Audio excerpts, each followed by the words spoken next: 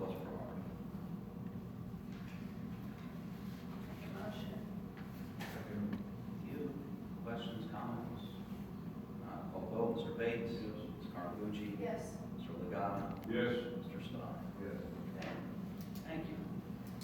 Next up, Commissioner's time. We will have a presentation from our park biologist, Paul Pira. Paul, where you're getting ready to go, a few things to share with the commissioners. From the Naturalist Department, approximately 16,290 people visited our fair building during the Great Jog County Fair. And thank you to our volunteers who click, come over 16,290 people through our fair building, the Great Jog County Fair. We had a total of 83 programs held in the month of September by our naturalists, 1,795 people in attendance.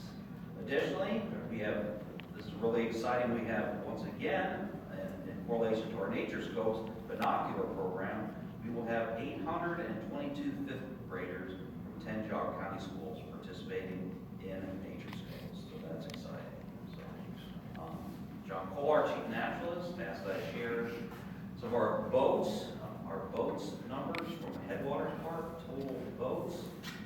Across the summer months, we had seasonal employees who were 2,397 boaters, 1,659 were adults, 738 were children, 83.5% of those were in-county, and 16.5% were out-of-county residents. So, at our ropes course, we had 895 for the course of the summer, 381 were adults, 514 were children. So that's great, 57% were children going up on a ropes course. 67% of those users were in-county, and 33% were out-of-county. So, thank you, John Pollard, for those numbers. That's it for me. Paul, you're up. Okay. Presentations. All right.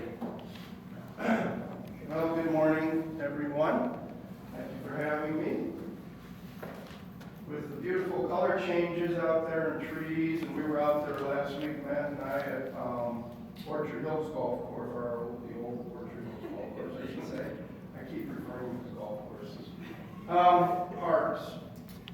Anyway, we were out there last week taking a walk with Plain Dealers, doing a story coming up on golf course, and getting out and looking at the colors. They were at Acacia in Cleveland, I think the day or two before. But it's hard to believe we've been working here at the Park District on golf course kind of restoration for about 15 years now. And it's kind of funny. I remember, when I was first asked about this and going out to look at Orchard Hills, I was pretty hesitant. There was nothing at all known kind of about what to do with golf courses, and I typed on the computer restoration of Google that and golf courses, and there's basically nothing. Came up, very little, maybe some things, how to make roughs or something a little more wildlife friendly, but taking a whole golf course out of production and returning it, so to speak, back to a more natural state was much more difficult. Anything to find information on it. So, let's see if I can do this. So what do you think when they approached me about this? As a biologist, I'm like, what could we do to bring back wildlife? I thought maybe kind of something like this. It would be kind of fun to do. Not really. I don't think we're going to be bringing back any grizzlies around here. But restoration really is working toward the recovery of an ecosystem, particularly things that have been damaged or destroyed. We're pretty good at damaging things, not always the best at taking care of Mother Nature. So that's definitely what we're up to here at the Park District. General goals, again, are what we're doing out there are kind of jump-starting the return of natural kind of guided succession. What would naturally happen, it would take 50 years or so to get trees to really start and start looking good and what we want, but we can accelerate that to a great degree by planting more desirable species. We're selecting what are good for wildlife out there, and planting and doing a whole bunch of work. Orchard Hills was, again, the first one that, like I said, we worked on, and I'm not really going to talk about it. I've given lots of talks on Orchard Hills. I want to concentrate more on what we just did last week. We've been working pretty hard the last couple of years on Veterans Legacy Woods. And last week we had about 300 trees and shrubs all native to Ohio. We get them from a local nurseryman that we've been working with for years. Many of the other park districts work with this individual as well. Collects all his seed from Ohio here. And so we put out and we work with lots of groups. We started something last spring with the Earth Day celebration, 1,000 Trees Initiative. And it really helps out. Of course, we're worried about the land, but also the watershed too. The water, the Cuyahoga River, is beautiful throughout this park.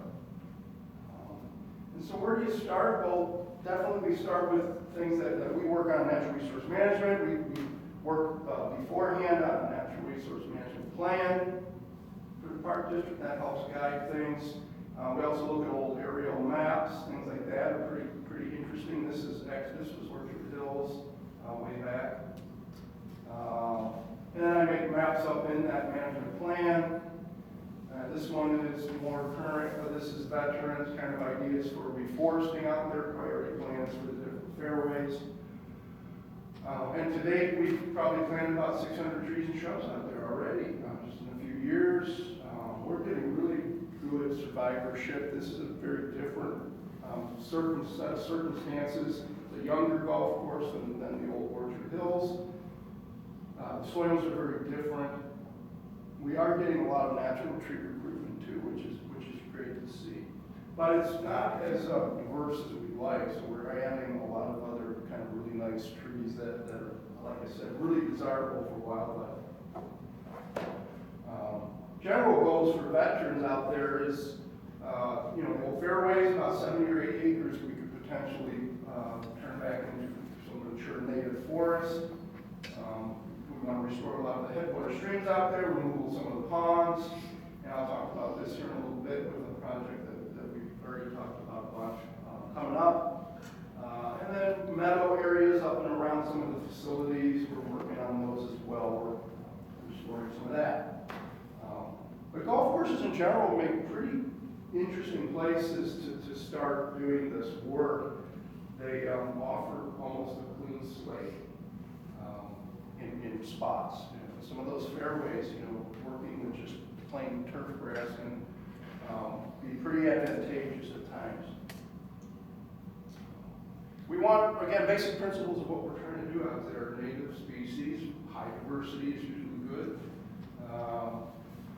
Close spacing, islands of habitat is what we're trying to create. We plant in these things called pods, like 30 feet by 20 feet, fenced in areas. We do like planting more this time of year, going into the wet seasons. And the general goal is usually about a fairway per season for us in-house here with natural resource management. Basic site kind of prep. Sometimes we will get in and do some herbicide treatments of that turf grass. More lately, it's been just kind of weed whipping and mowing really close to the ground, and then planting, mulching, staking. We'll bring soil from some of the nearby more intact forests out there. We'll bring soil. We'll dig up some of that soil and bring it in and sprinkle it in, mix it in with the new trees that we're planting. And that's, to get the mycorrhizae and the biotic community and the soil going a little better. And of course, we have to come back, check on them, check on the fencing, and we're doing a good job of tracking, like I said, survivorship of the trees, who's doing well, who isn't.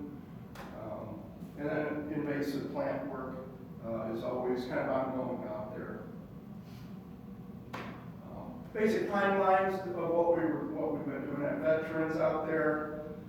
Again, now we're kind of in the later portion down there grant funding is coming in strong for this particular park, so we've got lots of cool things cooking here pretty soon within the next year. Next year is gonna be a busy time for veterans out there. There's the 1,000 tree celebration. Like I said, we've had a couple of times now with large groups of people out there, and they obviously really like planting trees. This is an interesting photo. This one's from, this is Orchard Hills, and we were walking